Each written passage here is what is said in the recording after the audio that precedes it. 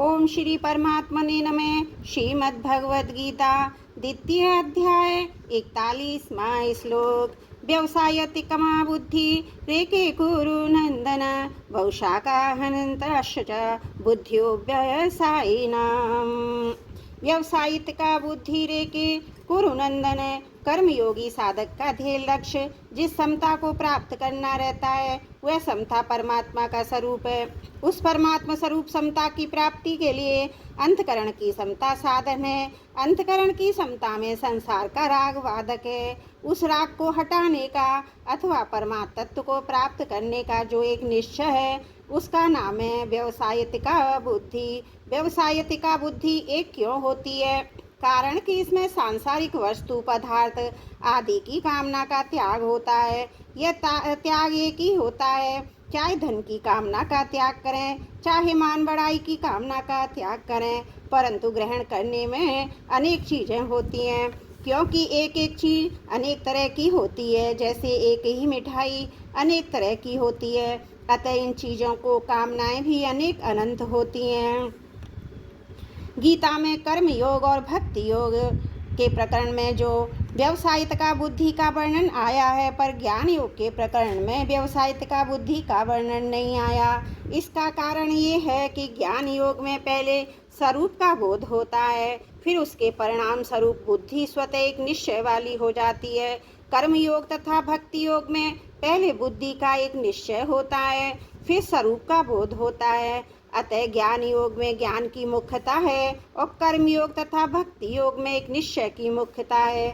बहुशाखा हनंताश्च बुद्धियो व्यवसायी नाम। अव्यवसायी वे होते हैं जिनके भीतर सकाम भाव होता है, जो भोग और संग्रह में आसक्त होते हैं। कामना के कारण ऐसे मनुष्यों की बुद्धियां अनंत होती हैं और वे बुद्धियां भी अनंत शाखाओं वाली होती हैं, अर्थात एक एक बुद्धि की भी अनंत शाखाएं होती हैं। जैसे पुत्र प्राप्ति करनी है, यह एक बुद्धि हुई। पुत्र प्राप्ति के लिए किसी औषध का सेवन करें, किसी मंत्र का जप करें, कोई अनुष्ठान करें, किसी संत का आशीर्वाद लें अथवा उपाय, उस बुद्धि की अनंत शाखाएं हुई। ऐसे ही धन प्राप्ति करनी है, यह एक बुद्धि हुई।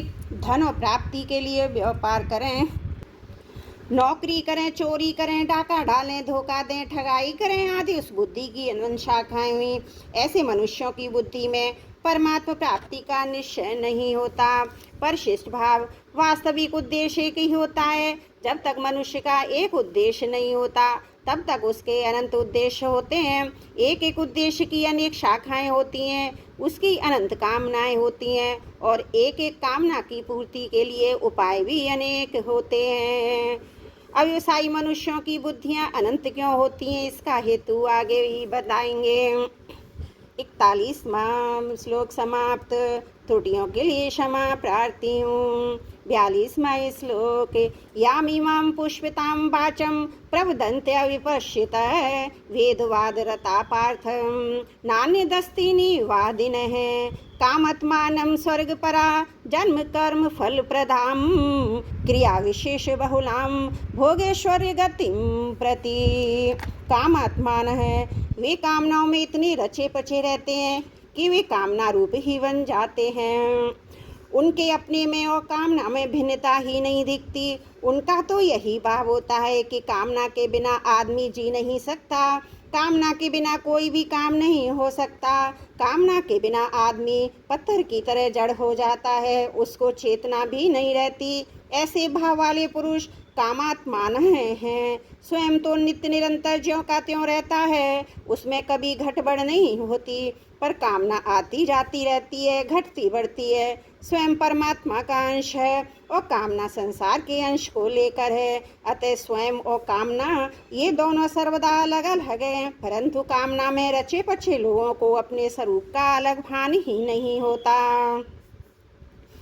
स्वर्ग पराहा, स्वर्ग में बढ़िया से बढ़िया दिव्य भोग मिलते हैं, इसलिए उनके लक्ष्य में स्वर्ग ही सर्वश्रेष्ठ होता है और वे उसकी प्राप्ति में ही दिन रात लगे रहते हैं। यहाँ स्वर्ग पराह पद से उन मनुष्यों की बात कही गई है जो वेदों में शास्त्रों में वर्णित स्वर्ग आदि लोकों में आस्था रखने वाले हैं।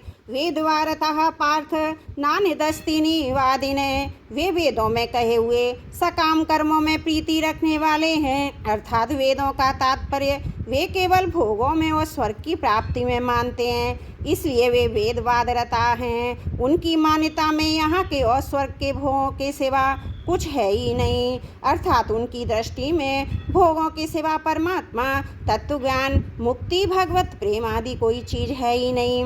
अतः वे भोगों में ही रचे पचे रहते हैं, भोग भोगना उनका मुख्य लक्ष्य रहता है। याम इमाम पुष्यताम वाचम प्रवदंत विपश्यत, जिनमें सत असत, नित्य अनित्य, अविनाशी विनाशी का विवेक नहीं, ऐसे अविवेकी मनुष्य वेदों की जिस वाणी में संसार और भोगों का वर्णन है उस पुष्पित वाणी को कहा करते हैं। यहाँ पुष्पिताम कहने का तात्पर्य भोग और ऐश्वर्य की प्राप्ति का वर्णन करने वाली वाणी केवल फूल पत्ती ही है, फल नहीं है। तृप्ति फल से ही होती है, फूल पत्ती की शोभा से नहीं। यही वाणी स्थायी फल देने वाली नहीं है। उस वाणी का जो फल स्वर्ग आदि का भोग है वह केवल देखने में ही सुंदर दिखता है, उसमें स्थायीपना नहीं है। जन्म कर्म फल प्रदाम, यह पुष्पित वाणी जन्म रूपी कर्म फल को देने वाली है, क्योंकि उसमें सांसारिक भोगों को ही महत्व दिया गया है। उन भोगों का राग ही आगे जन्म होने में कारण है।